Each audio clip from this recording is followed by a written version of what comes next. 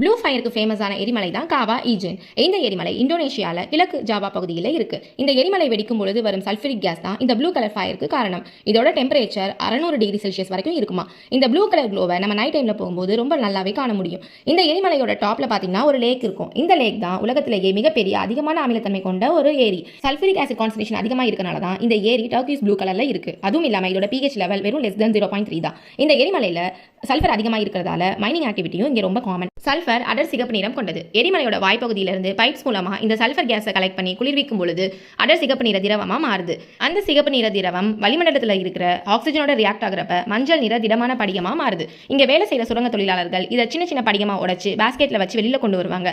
அங்க அதை வெவ்வேறு வடிவங்கள்ல பொருட்களாகவோ ஆபரணமாகவோ சிலைகளாகவோ செய்து அங்க வர டூரிஸ்ட் கிட்ட எல்லாம் இதை விற்கிறது மூலமா அவங்களுக்கு எக்ஸ்ட்ரா இன்கமும் கிடைக்குது.